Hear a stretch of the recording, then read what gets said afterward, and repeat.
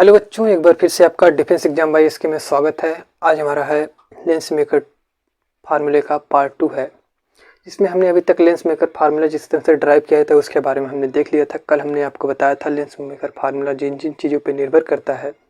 जैसे उसमें देखते हैं कई टर्म आता है, एक आता है एफ आता है जिसको बोलते हैं फोकस दूरी, एक आता है अपूर्णांक आपका जिसको बोलते हैं एन बोलते हैं।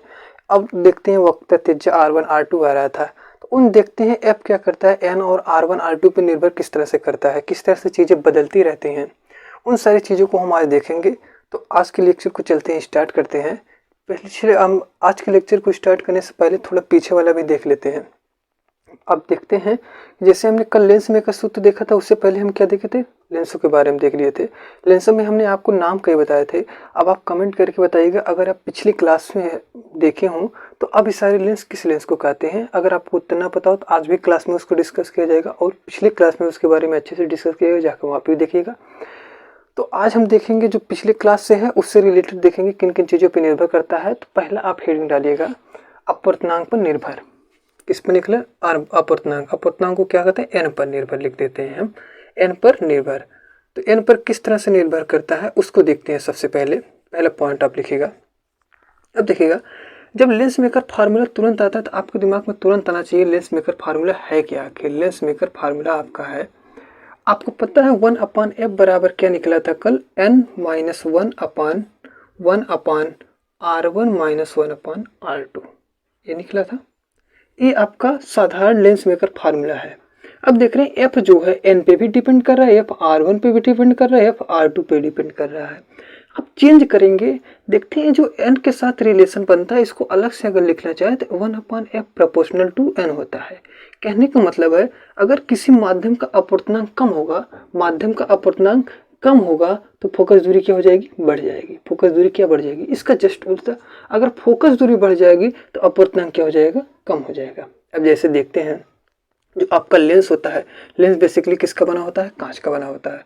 जब लेंस कांच का बना होगा, आप देखेंगे अगर कांच को देखेंगे वायु के सापेक्ष तो अपूर्णांक देखेंगे जिस तरह से बिहेवियर अपूर्णांक का होगा कम तो फोकस दूरी ज़्यादा, अपूर्णांक ज़्यादा फोकस दूरी कम, एकदम विपरीत चलता है। लेकिन R1 R2 को भी थोड़ा सा नेगलेक्ट रखिएगा, उसको पहले बाद में हम सबसे पहले लेके चलते हैं अपूर्णांक। अपूर्णांक में 3 स्थितियां बनती हैं। कितनी स्थितियां बनती हैं, 3 स्थितियां बनती हैं। सबसे पहली स्थिति मान लेते हैं माध्यम का अपूर्णांक। पहला ध्यान दीजिएगा, माध्यम का अपूर्णांक, इसको n से दिखा रहे हैं, माध्यम का अपूर्णांक कम हो और लेंस के कांच का अपूर्णांक क्या हो, ज्यादा हो। लेंस के कांच का अपूर्णांक ज्यादा का मतलब n क्या हो, ज्यादा हो। ये देखिए, ये जो कोष्टक लगता है ना, जिस तरफ खुला रहेगा मुंह वो क्या रहेगा, बड़ा रहेगा। तो लेंस के कांच का अपूर्णांक ज्यादा है, माध्यम का अपूर्णांक कम है। तब देखिए बिहेवियर किस तरह से डिपेंड करता है। तो आपकी फोकस दूरी जो होते हैं ना, ये जो पहले माध्यम की होती है, इसकी फोकस दूरी क्या हो जाती है, बढ़ जाती है। फोकस दूरी क्या हो जाएगी, बढ़ जाएगी। फोकस दूरी बढ़ जाएगी तो इसका उल्टा क्या हो जाएगा, फोकस दूरी बढ़ गई। फोकस दूरी बढ़ गई तो एन क्या हो जाएगा, एन हो जाएगा कम। सबसे इंपॉर्टेंट है। अब देखिएगा, इस पे एक और क्वेश्चन पूछते हैं, अगर हम माध्यम का अपूर्णांक कम है और लेंस के कांच का अपूर्णांक क्या है, ज़्यादा है, तो लेंस के कांच का अपूर्णांक ज़्यादा है तो हमारा क्या हो जाएगा, अपूर्णांक हो जाएगा कम। जब अपूर्णांक कम हो जाएगा तो हमारा फोकस दूरी क्या हो जाएगी, बढ़ जाएगी। इसका एक इसमें पूछता है प्राकृतिक पर क्या निर्भर करेगा। जैसे मान लेते हैं हम लेंस में कौन सा लेंस लेंगे, उत्तल लेंस लेंगे। अगर उत्तल लेंस लेंगे, प्राकृतिक कहने का मतलब अगर इसका अपूर्णांक बढ़ा है तो क्या उत्तल लेंस अवतल लेंस की तरह बिहेव को नहीं लगेगा, तो ऐसा बात नहीं है। जब आप कंडीशन देखेंगे माध्यम के अपूर्णांक से कांच का अपूर्णांक अगर ज़्यादा है तो हम बोलेंगे कि प्रकृति नहीं बदलती है। तो आप लिख लीजिएगा, प्रकृति नहीं बदलती है, प्रकृति नहीं बदलती है। और देखिएगा, इसी से एक और क्वेश्चन पूछता है कि अगर देखने जैसे एफ बढ़ गया है तो इसी से संबंध पूछने लगता है, तो बताइए पी पे क्या डिपेंड करेगा। पी का यहाँ पे कहने का मतलब पावर। अब पावर आप रिलेट मत करिएगा 11 वाले चैप्टर से, वर्क पावर एनर्जी से नहीं करिएगा। यहाँ का पावर का मतलब होता है लेंस में जो होती है क्षमताओं से डिपेंड करते हैं। क्षमता जिसको बोलते हैं, लेंस की क्षमता जिसको पावर बोलते हैं। जो एक पावर यहाँ पे होता है चश्मा में, उसको बोलते हैं, डिनोट किया जाता है, डायोप्टर में डिनोट किया जाता है। तो अगर हमें फार्मूला जो होता है P बराबर जो होता है 1/f होता है, 1/f होता है। और जो यहाँ पे A1 है, ये क्या है, मीटर में है। इसी का फार्मूला सेंटीमीटर में, तो उसको कल बताया जाएगा पावर के बारे में। अब बस इतने रखिए, पी बराबर 1/f। अब देख रहे हैं फोकस दूरी क्या है, बढ़ गई है, फोकस दूरी बढ़ गई है तो पी क्या हो जाएगा, कम हो जाएगा, क्योंकि उल्टा ही तो चल रहा है, देख रहे हैं ऊपर। अगर आप फार्मूला यहाँ पे लिखना चाहें तो पी बराबर लिख लीजिएगा 1/f हो जाएगा। ठीक, अब देखिए पहली कंडीशन आपको पता चल गया है, जब माध्यम का अपवर्तनांक कांच के अपवर्तनांक से कम हो, या इसी का उल्टा माध्यम का अपवर्तनांक कम, लेंस के कांच का अपवर्तनांक ज़्यादा हो, तो हमारी पहली कंडीशन क्या बनती है, एफ क्या हो जाएगा, बढ़ जाएगा, अपवर्तनांक क्या हो जाएगा, कम हो जाएगा। प्रकृति नहीं बदलेगी, अगर उत्तल लेंस है तो उत्तल लेंस की तरह रहेगा, अगर अवतल लेंस है तो अवतल लेंस ही रहेगा। और दूसरा देखते हैं, प्रकृति नहीं बदलती है, पावर क्या होता है, पावर पे किस टाइम डिपेंड करता है, अगर फोकस दूरी बड़ी है तो पावर क्या हो जाएगा, कम हो जाएगा, क्योंकि पी और एफ के बीच में रिलेशन चलता है। ठीक, अब समझिएगा थोड़ा सा, पहली कंडीशन हो गया। दूसरी कंडीशन तो ये भी हो सकती है, जरूरी नहीं कि हमेशा क्या हो कि जो लेंस के कांच का अपवर्तनांक ज़्यादा ही हो सकता है कभी कभी माध्यम का अपवर्तनांक और लेंस के कांच का अपवर्तनांक बराबर भी हो सकता है। तो दूसरा कंडीशन लिखते हैं जब बराबर हो, क्या हो, बराबर हो। बराबर पे देखते हैं किस तरह से होता है।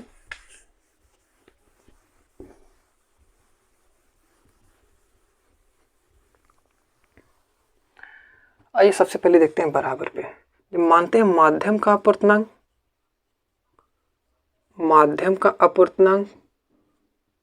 और कांच का अपवर्तनांक क्या हो, बराबर हो, कांच का अपवर्तनांक क्या हो, बराबर हो।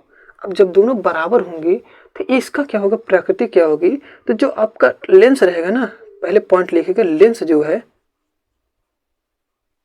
लेंस समतल पट्टी की तरह व्यवहार करेगा। किसका तरह, समतल पट्टी की तरह व्यवहार करेगा, समतल पट्टी की तरह व्यवहार करेगा। दूसरा, प्रकृति बदलेगी तो प्रकृति बदल जाएगी, तो प्रकृति बदल जाएगी। नंबर 3, पावर पे क्या इफेक्ट पड़ेगा, पी जो हो जाएगा ना, पी हमारा क्या हो जाएगा, 0 हो जाएगा, पी क्या हो जाएगा, 0, पी क्या हो जाएगा, 0 हो जाएगा। अब पी 0 होने का मतलब है एफ क्या था, एफ इनफाइनाइट हो जाएगा। आपको बताया गया है, जैसे नाम समतल आता है, समतल के लिए आपको बताया गया समतल की फोकस दूरी क्या होती है, अनंत होती है। इसके बारे में आपको बताया गया, समतल दर्पण की फोकस दूरी क्या होती है, इनफाइनाइट होती है। आर क्या होता है, ए भी इनफाइनाइट होता है। पी क्या होता है, ए क्या होता है, 0 होता है। पी क्या होगा, 0 होगा। जैसे समतल दर्पण की तरह जो व्यवहार करेगा, वैसे समतल पट्टी की तरह व्यवहार करने लगेगा। तो जब माध्यम का अपवर्तनांक और कांच का अपवर्तनांक दोनों क्या हो जाए, बराबर हो जाए, तो इसको क्या हो जाएगा, लेंस समतल पट्टी की तरह व्यवहार करेगा। प्रकृति बदल जाती है, प्रकृति बदलने का मतलब होगा एक किस तरह से व्यवहार कर रहा है, समतल प्लेट की तरह व्यवहार कर रहा है या पट्टी की तरह व्यवहार कर रहा है। दूसरा, पावर इसका क्या हो गया है, 0 हो गया है। अब देखिएगा, इसका देखते हैं बेसिकली यूज कहाँ पे होता है। अगर समतल पट्टी की तरह यूज होता है, देखते होंगे आप जादूगर। अब देखिएगा थोड़ा सा जादूगर से किस तरह से रिलेट करते हैं। आप देखे होंगे जादूगर लोग क्या करते हैं, पानी पे चलने लगते हैं। ऐसा कोई व्यक्ति है जो पानी पे चलने लगे, ऐसा तो मुश्किल काम है, लेकिन क्या करते हैं, उस पे क्या होता है, वो चलने लगता है। इसके देखिएगा उसका पर्सपेक्टिव कहाँ पे होता है।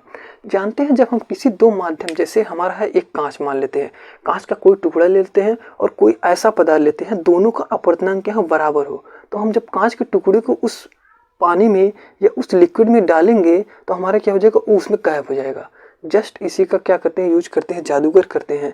पानी के अंदर एक ऐसे कांच को लगाते हैं जिसका अपवर्तनांक पानी के और कांच के अपवर्तनांक सेम हो जाता है। जब दोनों का अपवर्तनांक सेम हो जाएगा तो हमें दिखाई नहीं देगा। आप देखते होंगे सरसों का तेल लेते हैं और कांच लेते हैं, दोनों का अपवर्तनांक लगभग सेम हो जाता है। अगर उसमें क्या करते हैं, छोटे कांच को रखेंगे और उस पर ऑयल डालेंगे सरसों के, तो क्या हो जाता है, उसमें गायब हो जाता है। आपको कुल सरसों का तेल दिखेगा, आपको कांच नहीं दिखेगा। क्यों? क्योंकि दोनों का अपवर्तनांक क्या है, बराबर हो जाएगा। जब अपवर्तनांक बराबर हो जाएगा, किस तरह के व्यवहार करेगा, समतल पट्टी की तरह व्यवहार करता है। जब समतल पट्टी की तरह व्यवहार करेगा तो हमारा फोकस दूरी, पावर क्या हो जाएगा, 0 हो जाएगा, फोकस दूरी क्या हो जाएगी, अनंत हो जाएगी। तो अब इसका दूसरा कंडीशन हो गया।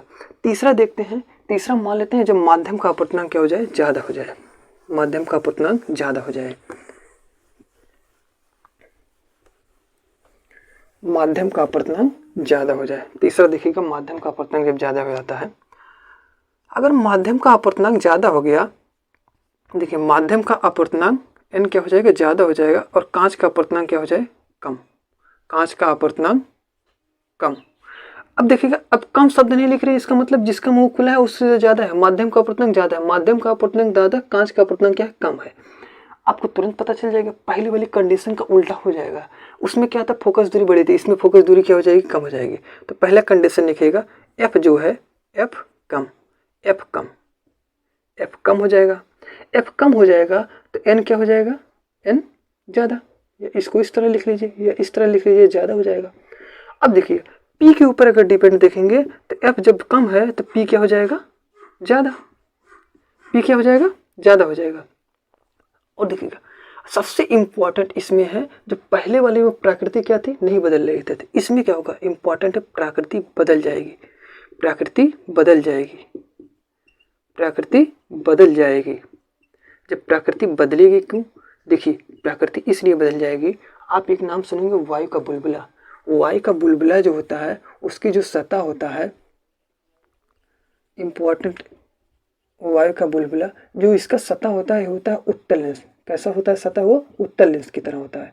लेकिन क्या होता है, जब इसको हम पानी से देखते हैं, वायु का बुलबुला क्या है, उत्तल लेंस है, लेकिन हमें जो व्यवहार में दिखता है किस तरह से है, हमें दिखता है अवतल लेंस। तो याद रखिएगा, एक ऐसा माध्यम, एक ऐसी कंडीशन है जिसमें क्या होता है, उत्तल लेंस किस तरह के व्यवहार करेगा, अवतल लेंस की तरह व्यवहार करने लगता है, अवतल लेंस किस तरह के व्यवहार करेगा, उत्तल लेंस की व्यवहार करने लगेगा। क्यों, क्योंकि माध्यम का अपर्तनांक ज्यादा है, माध्यम का अपर्तनांक ज्यादा है तो फोकस दूरी कम है, फोकस दूरी कम है तो एन क्या है, ज्यादा है, और पावर क्या है, कम हो जाएगी, क्षमता कम हो जाएगी, और अपने प्राकृतिक क्या हो जाएगा, बदल जाएगा।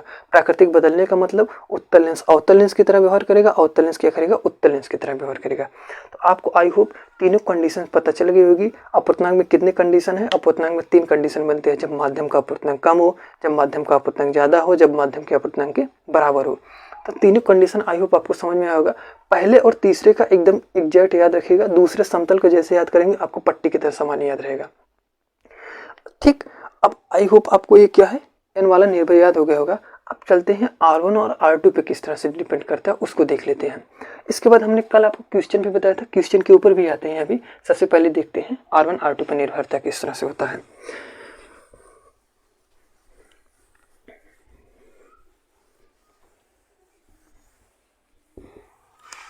R1 R2 पर निर्भर, तो डालिएगा R1 तथा R2 पर निर्भरता। देखिएगा R1 R2 पर जिन निर्भरता की बात आएगी तो सबसे पहले हम क्या लेते हैं, लेंसों के प्रकार में आते हैं। लेंस कितने प्रकार के, 2 प्रकार के थे। तो हम लेंस का पहला प्रकार लिख लेते हैं उत्तल लेंस। कौन सा लिख लेंगे, उत्तल लेंस। अब देखिएगा उत्तल लेंस का और क्या नाम होता है, तुरंत नाम बताइए कमेंट करके। उत्तल लेंस का एक और नाम होता है अभिसारी लेंस। क्या नाम होता है, अभिसारी लेंस। अभिसारी लेंस का और एक और नाम होता है जिसको बोलते हैं द्विउत्तल बोलते हैं। क्या बोलते हैं, द्विउत्तल बोलते हैं। द्विउत्तल का मतलब हो गया 2 पृष्ठ हो और उत्तल हो, द्विउत्तल हो गया। तो सबके साथ द्विउत्तल लेंस, अभिसारी लेंस या उत्तल लेंस, तीनों का नाम सेम ही है। ठीक, जैसे आप ही का नाम है, घर का नाम अलग होगा, स्कूल का नाम अलग होगा, लेकिन व्यक्ति तो एक ही है ना। तो इसी तरह से लेंस एक है लेकिन नाम 3 है। अब देखिएगा उत्तल लेंस की जो फोकस दूरी होती है, उत्तल लेंस की जो होती है वक्रता त्रिज्या क्या होती है और फोकस दूरी क्या होती है। अब देखते हैं उत्तल लेंस की जो फोकस दूरी R1 होती है। अब याद रखिएगा R1 जो होता है ये क्या होता है, धनात्मक होता है। क्या होता है, धनात्मक होता है। R2 क्या होता है, ऋणात्मक होता है। क्या होता है, ऋणात्मक होता है। जो उत्तल लेंस की फोकस दूरी होती है धनात्मक होती है। अगर फोकस दूरी धनात्मक तो वक्रता त्रिज्या भी धनात्मक। जैसे हमने आपको बताया था उत्तल लेंस यही है, पहला पृष्ठ है, सॉरी आपका ये पहला पृष्ठ होता है।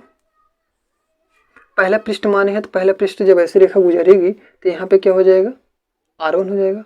R1 क्या इस तरफ पॉजिटिव है, जब R1 पॉजिटिव है तो यहाँ पे F1 क्या हो जाएगा, ये भी पॉजिटिव हो जाएगा, F1 भी पॉजिटिव हो जाएगा। अब यहाँ से आपको ये पहला पृष्ठ है, जब इसी पे हम दूसरा पृष्ठ ऐसे खींचते हैं तो हमारा इस तरफ आ जाएगा, तो ये हो जाएगा R2। R2 क्या हो जाएगा, निगेटिव हो जाएगा। R2 निगेटिव हो जाएगा तो क्या हो जाएगा, F2 भी क्या हो जाएगा, निगेटिव हो जाएगा। ये तो है चिन्ह। अब देखते हैं इसी का साधारणता रूप यहाँ पे लिखा गया है, R1 क्या है, पॉजिटिव हो। अगर इससे आपको रिलेट ना हो पाए, आप एक चीज़ याद रखिएगा, जब हम आपको बता रहे थे प्रथम फोकस दूरी और द्वितीय फोकस दूरी, तो याद रखिएगा द्वितीय फोकस दूरी जो होती है वो क्या होती है, मुख्य फोकस दूरी होती है। द्वितीय फोकस दूरी कैसी होती है, मुख्य फोकस दूरी होती है। और मुख्य फोकस दूरी में क्या था, उत्तल लेंस की फोकस दूरी क्या थी, धनात्मक थी। कल की क्लास में हमने अवतल को पॉजिटिव बताया था, जो कि गलत था, आप सही कर लीजिएगा। उत्तल की फोकस दूरी क्या होती है, धनात्मक होती है। और उत्तल की फोकस दूरी क्या धनात्मक है, और तो उसका R2 क्या हो जाएगा, निगेटिव हो जाएगा। अब हम क्या करते हैं, फार्मूले में रख लेते हैं। जैसे फार्मूले में रखते हैं 1/f बराबर हमारा हो जाता है 1/f बराबर हो जाता है n-1/1/R1 क्या है, पॉजिटिव है, तो हमारा हो जाएगा पॉजिटिव। और R1 निगेटिव हो, यहाँ पे निगेटिव पहले से था 1/R2। अब देख रहे ये भी निगेटिव है, ये दोनों निगेटिव निगेटिव क्या हो जाएंगे, प्लस में हो जाएंगे। तो इसको देखिएगा, थोड़ा ध्यान से देखिएगा, तो हो जाएगा 1/f बराबर हो जाएगा n-1/1/R1 प्लस 1/R2। तो आपको याद हो जाएगा जब R1 R2 प्लस में है, R1 R2 के बीच में निशान क्या है, प्लस में है, तो कौन सा लेंस लिया गया है, उत्तल लेंस लिया गया है। तुरंत दिमाग में रहना चाहिए, उत्तल लेंस की बात कर रहा है। और यहाँ से पता चल रहा है उत्तल लेंस की फोकस दूरी क्या होती है, धनात्मक होती है। उत्तल लेंस की फोकस दूरी क्या होती है, धनात्मक होती है। पहले निर्भरता में आपको समझ में आ गया, उत्तल लेंस हो, अभिसारी लेंस हो, द्विउत्तल लेंस हो, दोनों में क्या होती है, फोकस दूरी धनात्मक होती है। R1 क्या होता है, धनात्मक होता है, R2 क्या होता है, ऋणात्मक होता है। और कौन सा होता है, द्विउत्तल लेंस होता है। दूसरा हेडिंग डालिएगा द्विअवतल या अवतल लेंस बोलते हैं जिसको, और डालिएगा।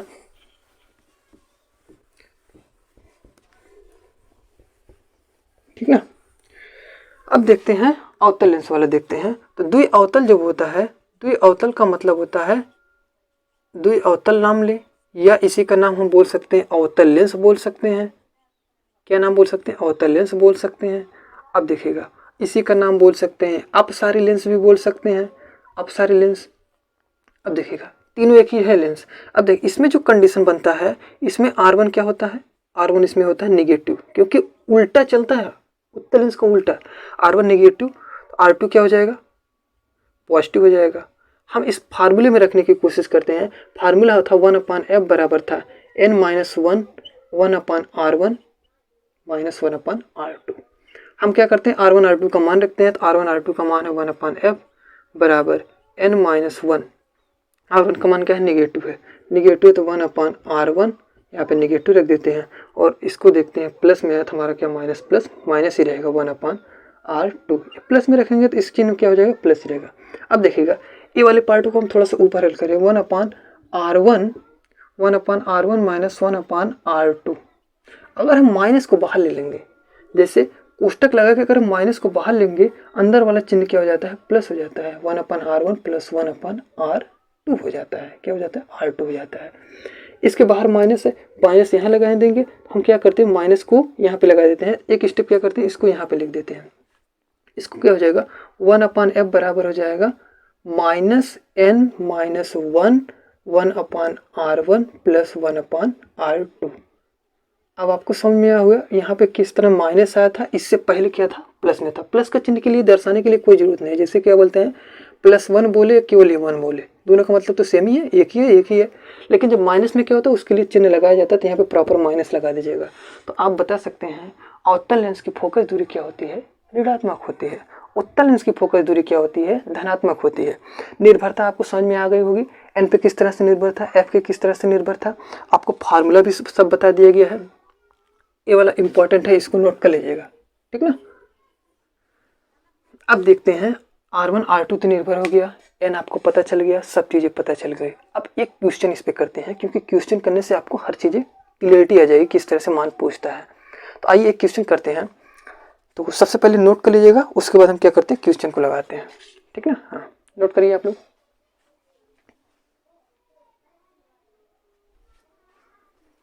हो गया, आइए देखते हैं।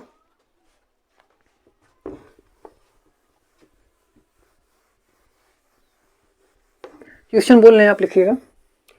एक उत्तल समतल है, एक उत्तल समतल है,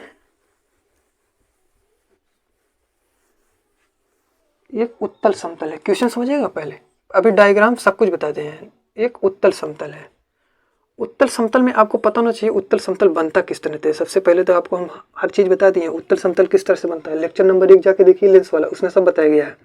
एक उत्तल समतल है जिसकी वक्रता त्रिज्या क्या है, R1 मान लेते हैं। R1 क्या है, 20 सेंटीमीटर है। कितनी है, 20 सेंटीमीटर है, 20 सेंटीमीटर है। R2 कितना है इसको कमेंट करके बताइएगा अभी R2 कितना है। तो अगर n क्या है आपका 1.5 है, अपूर्णांक कितना है 1.5 है, तो बताइए कि इसकी क्या होगी फोकस दूरी कितनी होगी। तो इसकी क्या होगी फोकस दूरी कितनी होगी। शॉर्ट में क्वेश्चन लिख लेगा।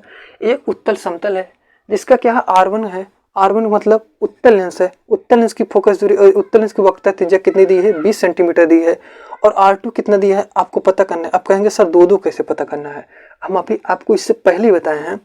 R2 का मतलब है उत्तल लेंस की फोकस दूरी, क्या बताए हैं फोकस दूरी वक्रता त्रिज्या अनंत, तो यहाँ पे क्या हो जाएगा अनंत हो जाएगा, ठीक अनंत हो जाएगा। अब समतल का मतलब हो गया अनंत, उत्तल का मतलब कितना 20 सेंटीमीटर, n का मतलब होगा 1.5, f हमें निकालना है। देखिएगा एक चीज़ सबसे इंपॉर्टेंट है, इस चीज़ में रखिएगा, जब भी कभी भी दर्पण हो या लेंस हो या कभी भी जब किरणों की बात आती है, लाइट के जितने भी क्वेश्चन सॉल्व किए जाते हैं सबसे इंपॉर्टेंट है चिन्हों का। किसका इंपॉर्टेंट है चिन्हों का। चिन्हों का इसलिए इंपॉर्टेंट है, अगर चिन्हों का आप ध्यान नहीं रखेंगे तो आपका क्वेश्चन क्या हो जाएगा गलत हो जाएगा। तो चिन्हों का मोस्ट इंपॉर्टेंट ध्यान रखिएगा, क्योंकि जब भी हम उत्तल लेंस की बात करते हैं तो हमेशा R1 क्या होता है पॉजिटिव में होता है, तो याद रखिएगा R1 तुरंत आपके दिमाग में होना चाहिए पॉजिटिव में होगा। चिन्हों का सबसे बड़ा महत्व है, क्योंकि अगर R1 आप निगेटिव में लिखाएंगे, क्योंकि अगर कोई दो उत्तर दे देगा तो आप R1 अगर निगेटिव में रख देंगे, R2 क्या पॉजिटिव में रख देंगे, आपका आंसर गलत आ जाएगा। और ऑप्शन में अगर ऑप्शन हमारा रहेगा तो वहाँ पे निगेटिव वाला पहला ही ऑप्शन रहेगा जो आप गलत करके चले जाएंगे। तो सबसे इंपॉर्टेंट इसलिए है क्योंकि कॉम्पिटिटिव एग्जाम में होता क्या है, आप देखते हैं ऑप्शनल वाला होता है, 4 ऑप्शन रहेंगे क्वेश्चन रहेगा, और ऑप्शन वाले सबसे डिफिकल्ट क्वेश्चन होते हैं, सबसे डिफिकल्ट क्वेश्चन होते हैं। क्यों? क्योंकि उसमें क्या होता है आपका गलत तो गलत सही तो सही हो जाता है। तो सबसे इंपॉर्टेंट है चिन्हों का अगर ध्यान नहीं रखेंगे तो कॉम्पिटिटिव एग्जाम में सबसे बड़ी गलती होती है। बोर्ड में आप भी आपका 20 नंबर का पूछने लगे तो वहाँ पे क्या 20 नंबर कम होता है, पहले 5 तब तक 20 हो गया है। इसलिए सबसे इंपॉर्टेंट ध्यान रखिएगा कि कभी भी चिन्हों का इंपॉर्टेंट है, इसलिए क्योंकि इस उत्तल लेंस में क्या होता है ये लाइट के किसी भी पोर्शन में अगर क्वेश्चन सॉल्व कर रहे हैं तो चिन्हों का सबसे इंपॉर्टेंट है। अब देखते हैं क्वेश्चन में हम सबसे पहले क्या फार्मूला लिखते हैं, F1/F बराबर होता है n-1/1/r1। अब देख रहे हैं समतल उत्तल है 1/r1 - 1/r2। हम क्या करते हैं R1 R2 का मान पुट कर देते हैं। R1 R2 का मान दिया है 1/F, n का मान कितना दिया है, n का मान दिया है 1.5, 1। R1 का मान कितना दिया है, अब R1 उत्तल के लिए R1 क्या होता है पॉजिटिव होता है, R1 क्या हो जाएगा 20 हो जाएगा -1/। समतल के लिए R2 का मान कितना दिया है इनफाइनाइट है, इनफाइनाइट हो जाएगा। अब देखिएगा थोड़ा ध्यान दीजिएगा, इनफाइनाइट वाला टर्म क्या हो जाएगा खत्म हो जाएगा, इनफाइनाइट वाला टर्म क्या हो जाएगा खत्म हो जाएगा। जैसे इनफाइनाइट वाला टर्म खत्म हो जाएगा तो इसको यहाँ पे थोड़ा देखिएगा, ये हो जाएगा हमारा 1/F बराबर हो जाएगा। अब देखिएगा n 1.5 से 1 घटाएंगे कितना हो जाएगा 0.5 हो जाएगा, ये तो हो जाएगा। इसको इस तरह से घटाया जाता है, अब इसको भी देख लीजिएगा घटाया किस तरह से जाता है, दशमलव को हटाने किस तरह से जाता है, इसको अलग से यहाँ पे देख लीजिएगा। जब भी कभी आपको संख्या दशमलव दी जाए, दशमलव भाग किस तरह से किया जाता है वो देखिएगा। जैसे 1.5 हो गया, आप कहेंगे 1 कैसे घटाया जाता है, तो 1 यहाँ पे लिखिए, उसके बाद 0.0 कर दीजिए। अब देखेंगे घटाएंगे तो 0.5 आ जाएगा, 1 के 1 क्या हो जाएगा 0 हो जाएगा, इतना हो जाता है। अब अगर 0.5 को अब क्या करते हैं बटे के रूप में लिखना चाहते हैं तो करिएगा कुछ नहीं, 1 लगाने के बाद दशमलव के बाद कितनी संख्या एक संख्या तो 1 0 लगा लीजिए, आपका 5/10 हो जाएगा। 5/10 बोलिए या 0.5 बोलिए, दोनों का मतलब एक है। 5/10 को आप सॉल्व करेंगे तो हमारा हो जाएगा 1/2 हो जाएगा। तो आप लिख सकते हैं इसकी जगह कितना लिख सकते हैं 1.5 या 0.5 की जगह आप कितना लिख सकते हैं 1/2 लिख सकते हैं, 1/2 हो गया। R2 का मान, इसका मान कितना दिया है, इसको यहाँ पे सामने लिखिए, इसको 1/2 गुणे। अब देखिए R2 तो आपका खत्म हो गया, R1 का मान कितना है 1/20, तो 1/20 हो जाएगा। अब देखिए इसका गुणा करेंगे तो 1/F बराबर हमारा क्या निकलेगा 1/40। 1/F बराबर 1/40, तो F बराबर क्या हो जाएगा हमारा 40 सेंटीमीटर। अब देखिए इससे आपका एक और क्वेश्चन सॉल्व हो जाएगा। जब हम देखते हैं R1 क्या था पॉजिटिव था, हम जब बोले थे R1 पॉजिटिव होगा, उत्तल लेंस की अगर वक्रता त्रिज्या धनात्मक है तो फोकस दूरी भी धनात्मक आएगी। 40 आया कि नहीं, प्लस में आया ना, तो इससे ये पता चलता है आपका क्वेश्चन सही है। अब देखिए गलती होती है, मान लेते हैं आप यहाँ पे निगेटिव लेंगे तो यहाँ पे क्या हो जाएगा नेगेटिव हो जाएगा, निगेटिव आते हैं यहाँ पे -40 आ जाएगा, -40 आ जाएगा, आप किस में चले जाएंगे अवतल वाले में चले जाएंगे, क्योंकि अवतल लेंस की फोकस दूरी क्या होती है ऋणात्मक होती है। तो आपका क्वेश्चन गलत हो जाएगा। क्वेश्चन में क्या दिया है उत्तल, तो उत्तल में ही है तो आंसर आना चाहिए। तो चिन्हों का ये इंपॉर्टेंस है, ठीक। तो आई होप आपका क्लास आज को समझ में आए होंगे। अभी तक यदि आपने चैनल को सब्सक्राइब ना किया तो चैनल को सब्सक्राइब कर लीजिएगा। क्लास कैसी लग रही है कमेंट करके ज़रूर बताइएगा। हाँ, आपको 1 जनवरी से आपके प्रीवियस ईयर क्वेश्चन भी कराए जाएंगे। और आपको जो फर्स्ट पार्ट में हमने वन डे ग्राफ या संधारित्र का जो चैप्टर छूटा था उसको भी जल्दी ही कवर करा देंगे। तो आज की क्लास के लिए इतना ही रखते हैं। जय हिंद।